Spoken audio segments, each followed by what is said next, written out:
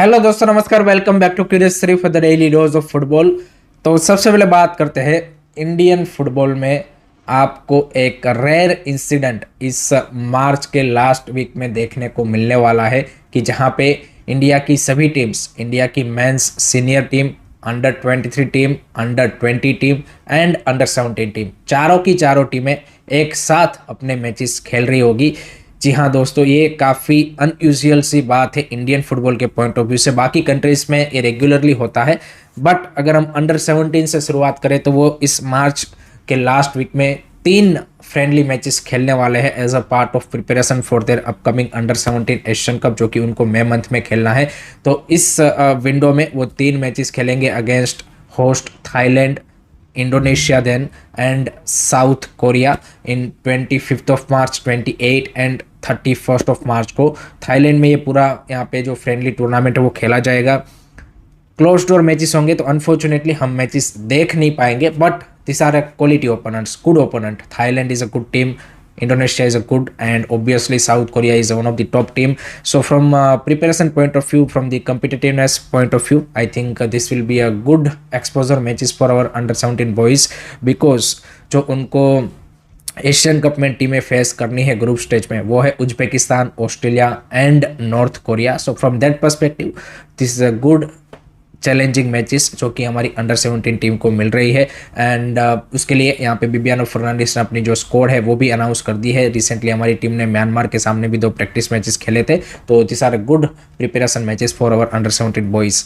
Then under 20 की अगर हम बात करें तो महेश गावली के अंडर हमारी टीम यहाँ पे आज से साफ अंडर 20 चैंपियनशिप जो स्टार्ट हो रहा है उसमें पार्टिसिपेट करेंगे, जो कि मालदीव्स में खेला जा रहा है, जिसमें इंडिया अपने ग्रुप में बांग्लादेश एंड पाकिस्तान, अपने जो 2 आर्क राइवल्स हैं, उनको फेस करेंगे। एंड वहाँ पे अगर वो मैचेस जीतेंगे देन ऑब्वियसली यहाँ पे सेमीफाइनल फाइनल भी खेलेंगे। So those are also good competitive matches for our under 20 boys.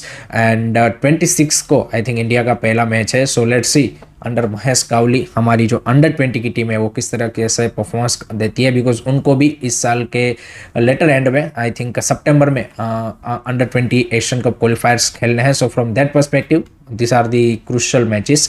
Then moving on to the under 23 team, तो उनके लिए भी 2 मैचेस का अरेंजमेंट एआईएफएफ ने इस फीफा विंडो में किया है कि जहाँ पे अरुणाचल प्रदेश में एक ट्राई नेशन टूर्नामेंट होने वाला है between India, Bhutan and Tajikistan की, जिसमें इंडिया, भूटान एंड तजाकिस्तान को फेस करेंगे। एंड उसके लिए भी यहाँ पे जो स्क्वाड है वो नौशाद मूसा ने अनाउंस कर दी है, जिसमें कपल ऑफ न्यू फेसेस भी आपको देखने को मिलेंगे।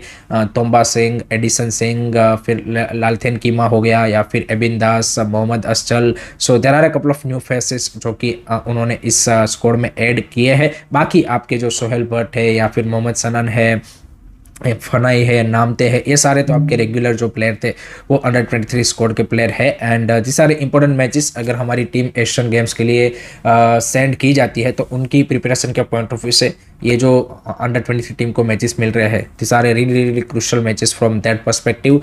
Then moving on to the senior team, जिसका भी एक मैच है इस मार्च वाली विंडो में 31st ऑफ मार्च को against Hong Kong. Last AFC Asian cup qualifier का मैच डेड रबर है, बट आई थिंक जब भी नेशनल टीम खेलती है तो ऑब्वियसली एक एक्साइटमेंट तो रहता ही है। And particularly fans are excited to see Ryan Williams in Indian national team jersey, तो आई थिंक वो एक डेफिनेटली अट्रैक्शन का पॉइंट है।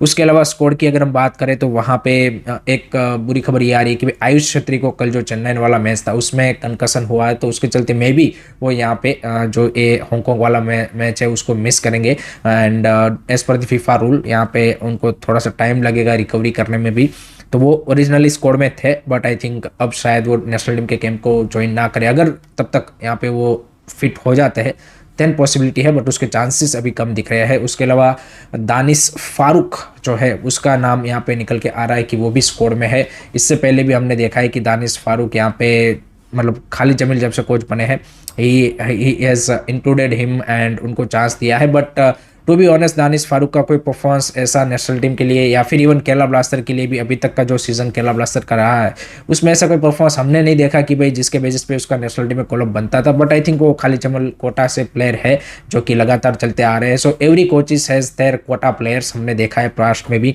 और खाली चमल के एरा में भी वही चीज़ देखने को मिल रही है कि couple of players despite their performances not up to the mark for their club level और even for the national team, वो यहाँ पे नेशनल टीम में अपनी जगह बना के रखते हैं। तो वही सीन है दानिश फारूक के साथ।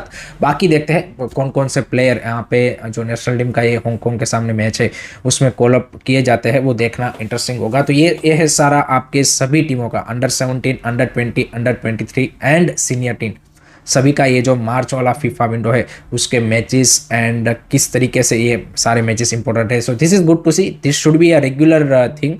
अगर आपको यहाँ पे एक यू कैन से कि अपने जो यूथ प्लेयर्स हैं उनको रेगुलर एक्सपोजर देना है तो ये होना ही चाहिए। जितनी भी आपके आगे की फीफा विंडोज़ आती है उसमें इस तरीके से मैचेस होने चाहिए, क्योंकि आप देखिए बाकी जो कंट्रीज है फॉर एग्जांपल उज्बेकिस्तान, वो तो भाई अपनी अंडर-17, अंडर-20 ए बी ऐसी टीमें करके भाई यहाँ पे उनको रेगुलर एक्सपोजर देते हैं। तो लेट होप सो AFF इसको आगे कंटिन्यू करें एंड इसी तरीके से हमें भाई हर एक फीफा विंडो में हमारी जो सभी यूथ टीम्स एज पर दी शेड्यूल अगर पॉसिबल है तो यहाँ पे खेलती हुई देखने को मिले। आपका क्या मानना है, आपका क्या थॉट्स है, कमेंट सेक्शन में जरूर बताइएगा। Moving on to the next update and that is regarding Kerala blaster as obviously because they are the talk of the town club in ISL at the moment because of their poor and bad performance in this season ISL की, जहाँ पे सिर्फ उन्होंने 1 point हासिल किया है 6 matches में and relegation की कगार पे आके वो खड़े हैं, रेलीगेशन बैटल वो फाइट कर रहे हैं। सो कल जैसे हमने एक्सपेक्ट किया था कि भाई ये जो फीफा विंडो का ब्रेक आया है, इंटरनेशनल ब्रेक आया है, इसमें भाई यहाँ पे डेविड केताला का टाटा बाय बाय हो सकता है एंड वही हुआ है। यहाँ पे मल्टीपल यहाँ पे मीडिया रिपोर्ट्स ने कंफर्म कर दिया है कि डेविड केताला को केरला ब्लास्टर के मैनेजमेंट ने सेक कर दिया है।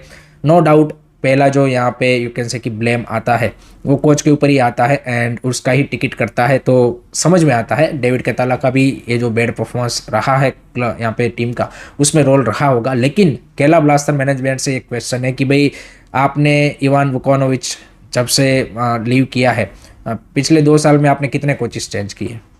सो सिर्फ कोचेस चेंज कर देने से क्या आपकी टीम का परफॉर्मेंस इंप्रूव हो रहा है? अभी तक तो वो नहीं हुआ है। तो मैनेजमेंट में भाई जो लोग डिसीजन ले रहे हैं उनका सेकिंग कब होगा भाई? आई थिंक केरला ब्लास्टर का मेरे को लगता है कि जो मेन प्रॉब्लम है वो ज़्यादा है कि भाई they need a right people at the club level in other position, not only coach but बाकी पोजिशन पे भी they need a better people. So वहाँ पे चेंजेस होने के चांसेस कम है। बट केरला ब्लास्टर के फैंस भी यही क्वेश्चन कर रहे हैं कि भाई सिर्फ कोच बदलने से क्या होगा, मैनेजमेंट में क्यों चेंज नहीं हो रहा है।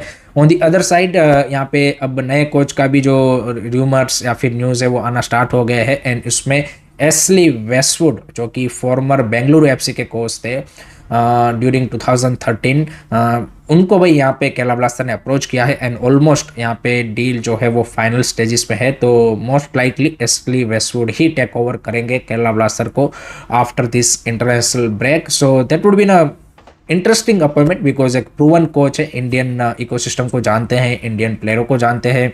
बेंगलुरु FC के साथ उनका एक सक्सेसफुल स्टिंट रहा था कि जहाँ पे उन्होंने आई लीग और सारी चीज़ें उनको जितवाई थी। देन हम सब ने देखा है कि अफगानिस्तान के भी वो कोच रह चुके हैं, हमें वर्ल्ड कप क्वालिफायर में किस तरीके से उन्होंने डिस्पाइट ऑल दी चैलेंजेस हराया था। हांगकांग के भी वो कोच रह चुके हैं, उसके साथ भी उन्होंने इंडिया को हरा के रखा है। So they knows Indian players plus and minus and everything. So from that perspective it's a good appointment. But let's see Kerala blaster का जो अभी प्रॉब्लम है और अभी जिस सिचुएशन में है उससे क्या यहाँ पे एस्ली वेस्टवुड उनको निकाल पाएंगे, that is gonna be the really tough challenge. बाकी आप क्या सोचते हो, आप इस अपॉइंटमेंट को कितना रेट करते हो एंड आपका क्या मानना है, केरला ब्लास्टर का क्या होगा फ्यूचर? कमेंट सेक्शन में जरूर बताइए। Now let's move on to the ISL matches की, जहाँ पे कल हमें 2 इंटरेस्टिंग मैचेस देखने को मिले। पहले मैच में भाई यहाँ पे 1-1 से ड्रॉ रहा between Chennai and FC Goa and I think deserving and fair result to be honest, because first half में Chennai FC had a really good chances, second half में FC Goa had a couple of really good chances, and I would say कि individual errors भी यहाँ पे दिखी, because जो पहला गोल भी आया चेन्नई एफसी का, यहाँ पे नो डाउट इरफान एडवर्ड का बेहतरीन गोल, लेकिन साहिल तवरा का भी वो हॉरिबल बैक पास एंड उसने भी इजी गोल यहाँ पे गिफ्ट कर दिया चेन्नई एफसी को। संदेश चिंगान का भी जो लास्ट में इक्वलाइजर आया through corner, that was a brilliant header, no doubt about it, but again poor defending in set pieces. And आप देखिए लालदेन पुया को आपने भाई 6 फुट से ज़्यादा का जो बंदा है संदेश चिंगान, उसके सामने भाई आपने मैन टू मैन मार्किंग में रखा था, तो वो मैच बनता ही नहीं है भाई, आप वहाँ पे एरियल ड्यूल जीत ही नहीं पाओगे।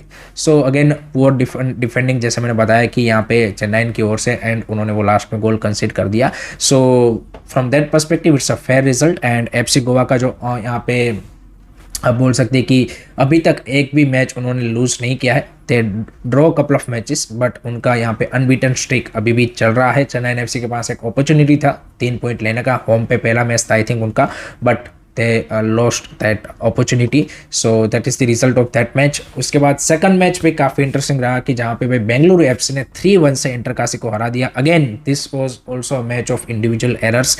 अगर आप गोल देखेंगे तो उसमें भाई इंटरकाशी के गोलकीपर की इंडिविजुअल एरर की वजह से भाई 2 गोल उन्होंने कंसीड किए, एंड जिस तरीके से इवन यहाँ पे इंटरकाशी का भी गोल आया, वहाँ पे भी आप देखिए बेंगलुरु एफसी के डिफेंस की ओर से वो यहाँ पे मिस्टेक हुआ।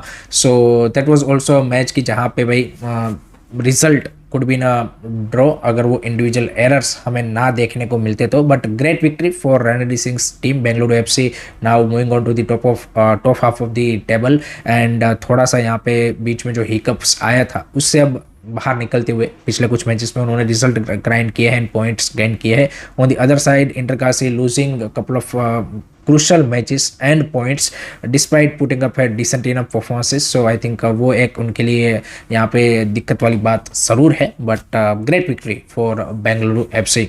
Now let's talk about today's match, and that is Kolkata derby between East Bengal and Mohammedan SC, जिसका कोई उतना ज़्यादा हाइप अप तो है नहीं, because Mohammedan SC no doubt fighting for the relegation, and East Bengal भी ऑलमोस्ट आप बोल सकते हैं कि टाइटल रेस में पिछड़ चुकी है, ज़्यादा चांसेस उनके भी दिख नहीं रहे हैं, but they will go as a favorite against Mohammedan SC because of their overall squad and the team's quality।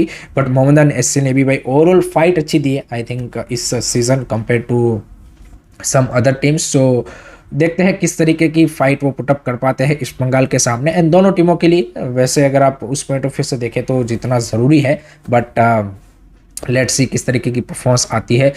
My prediction for this match is I think it will be maybe a 2-1 kind of a win for East Bengal। Let me know guys आपका क्या prediction है, comment section में ज़रूर बताइएगा। So that's it from my side guys regarding today's football news। I hope कि आपको video पसंद आया होगा। Keep supporting this channel, don't forget to like, share and subscribe to this series। जय हिंद, जय भारत।